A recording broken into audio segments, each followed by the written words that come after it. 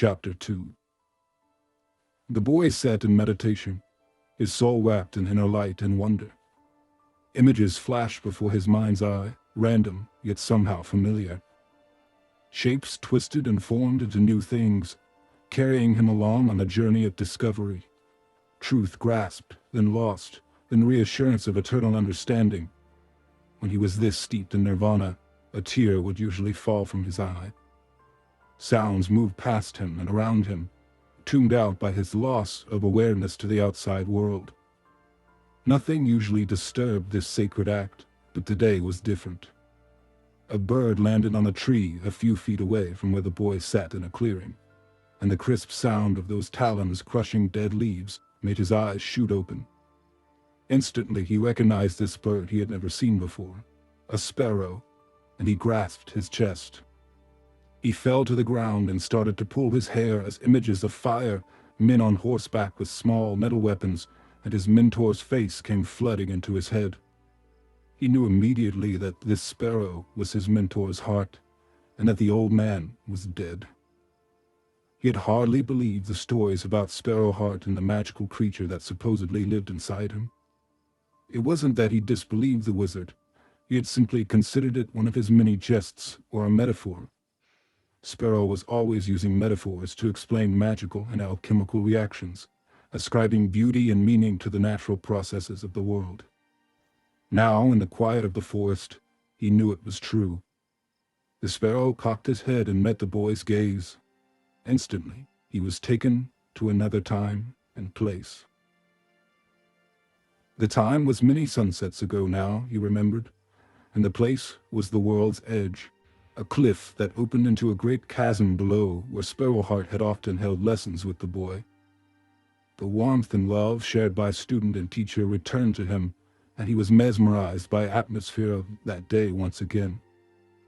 The old man was sitting on a stone near the cliffside, leaning on his great staff. The boy sat at his feet listening. The multitude of stars had begun to show themselves in the sky as the sun's light painted a canvas of deep crimson and yellow fire. Sparrow pointed a gnarled finger at a constellation and traced it. "Do you recognize that one?" he asked. "The bear?" "Very good. And that one?" The boy's eyes followed the old man's hand as it moved and settled on another part of the sky. "The warrior?" "Indeed. I believe you know the stars better than I do now." The boy smiled sheepishly. "I doubt that very much." "Perhaps you doubt yourself too often, young one. There is very little left I can teach you." "How can that be so? I have no staff, no name." "All that is left for you to understand. You know what to do. Now you must apply what you have learned. For that, I cannot help you. You must look within."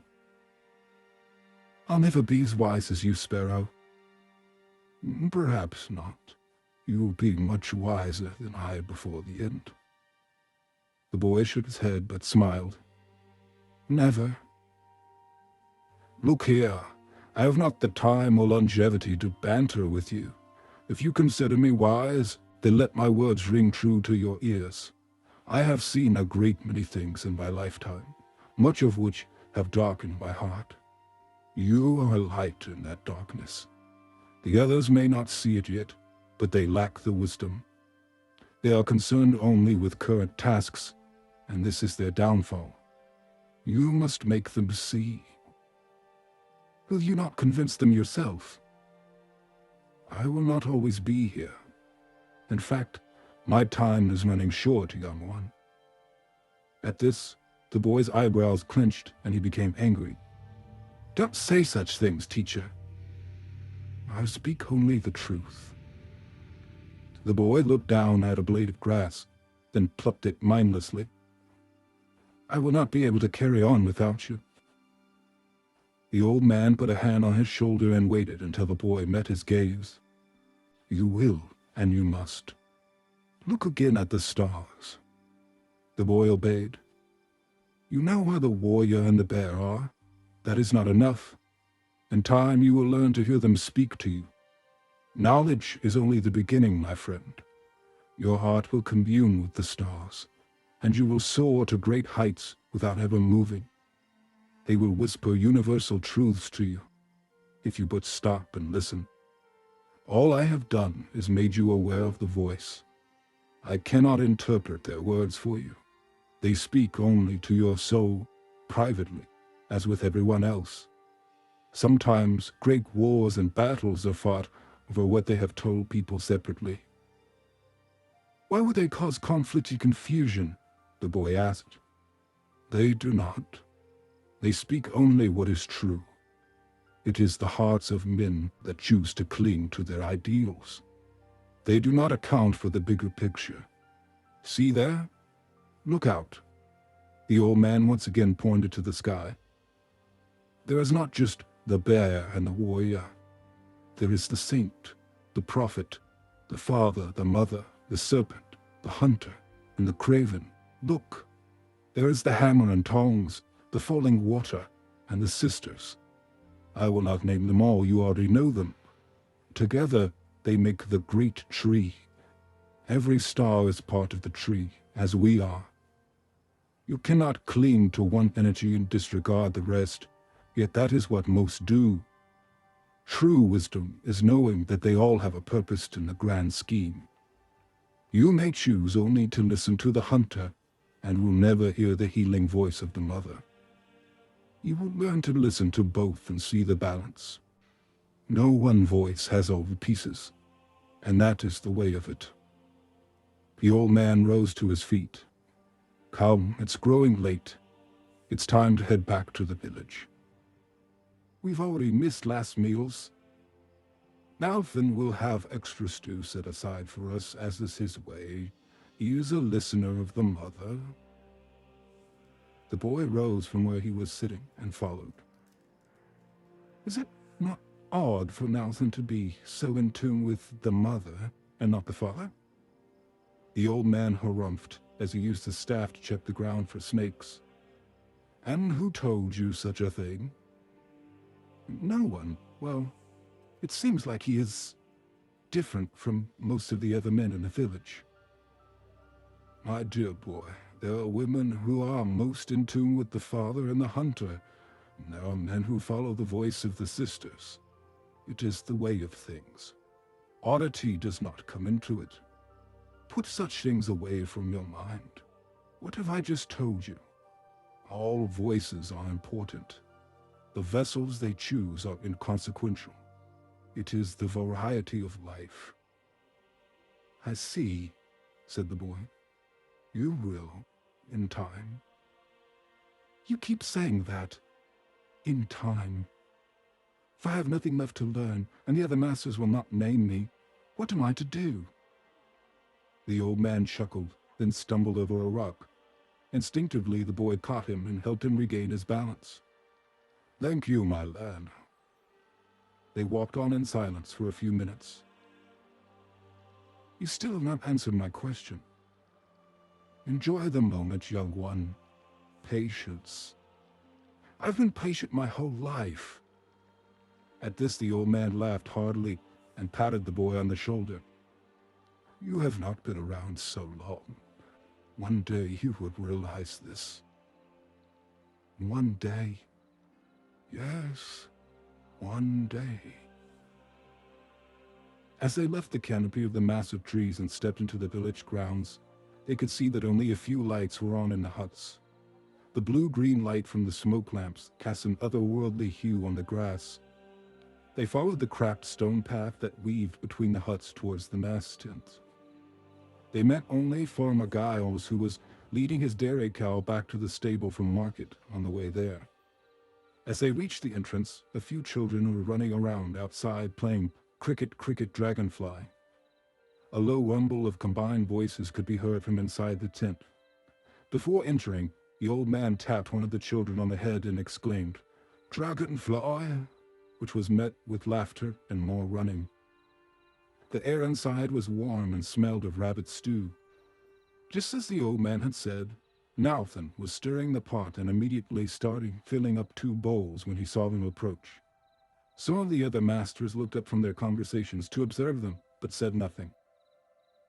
"Nauthin, you must have outdone yourself with the stew. No one is speaking. A sure sign of enjoyment," said the old man as he approached the wooden table and took the steaming bowl that was waiting there for him. "Flattery will get you nowhere, Master Sparrow," said Nauthin, his blonde curls bobbing animatedly as he placed a bowl down for the boy. Nauthin was a hefty man with rosy cheeks, which, according to the old man, was a sure sign of a good cook. The boy scanned the crowd, then found who he was looking for. Sylvanie, a young woman only a year older than he, was standing beside Master Aitama. She had long red hair and was wearing a green hunting suit designed for forest work. She was listening intently to whatever Aitama was telling her, so he stared at her with reckless abandon. She suddenly caught his eye and he instantly turned away. The boy took his bowl and followed the old man to a sitting mat near Master Elwyn. Elwyn had already finished his meal and was scribbling something down in a tattered old book. He brushed his long black hair aside, totally engrossed in his writing. He finished and put his quill down, smiling satisfactorily at his work. "New poems for the festival, Elwyn?" asked the boy. "Hardly. I've thought of a way to improve Nauthin's stew." Sparrow nearly choked on a piece of rabbit. "Do not let him hear you criticize his culinary skills, Master Elwyn," he said. "It's an improvement, not a criticism." "I doubt he would take it as such. He takes great pride in his work." "And I in mine, Master Sparrow. Food magic is a specialty of mine. He would be wise to take my advice. With this reaction, he could cut his preparation time in half." "I think the preparation is most of the fun for him. Best not to spoil it." Elwyn scoffed. "I don't see how wasting time could be considered fun by anyone. And this is why you are not on the High Council." The boy stopped eating stew suddenly, anxious to see what Elwyn's response would be. The gaunt man stared at Sparrow with a venomous expression until he could hold it no longer and broke into laughter. The two masters had a good laugh, which confused the boy. "To each his own, old man," said Elwyn. "To each his own." "What have you been filling the child's head with today, Crow?" said a voice from above.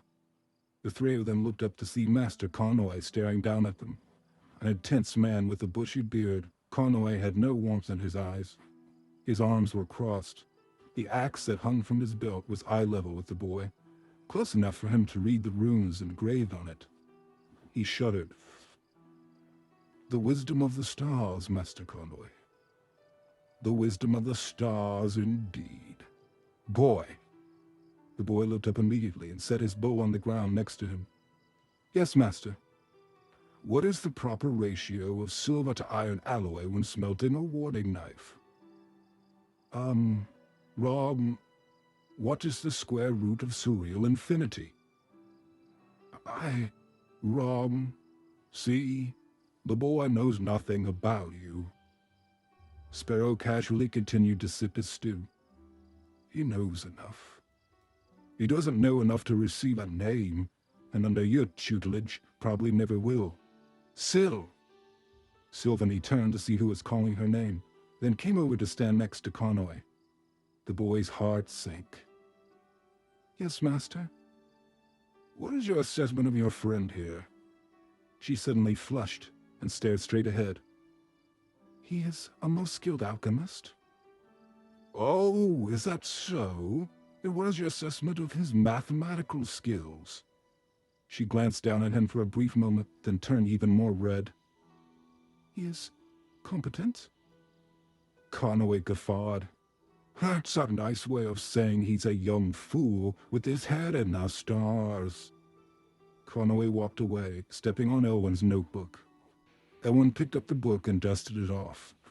"Pay no attention to that dragon's ass, boy," said Elwyn.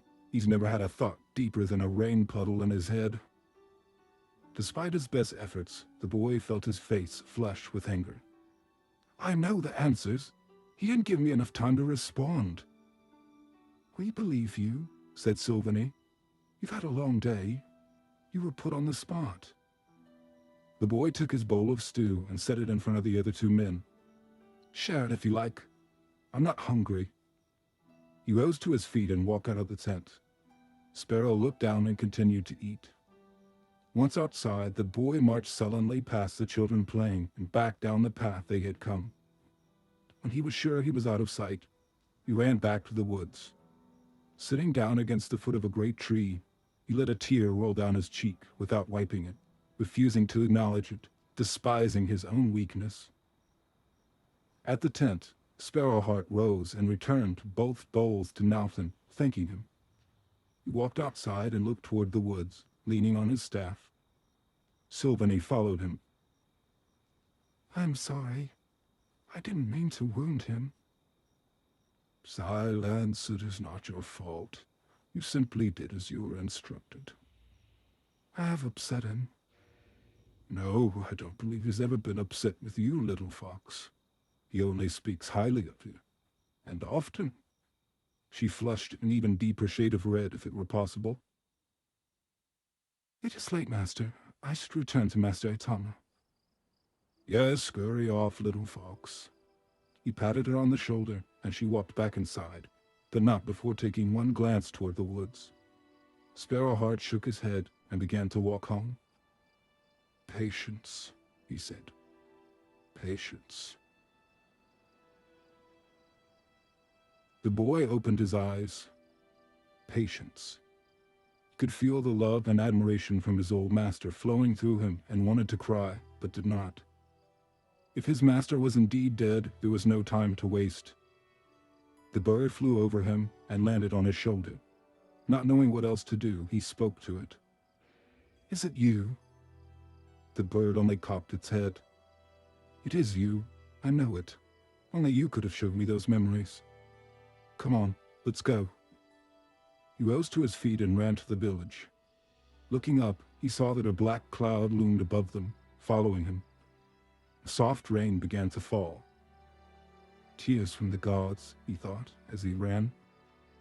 Up the path he went, past the huts and up to the tent. He stopped suddenly.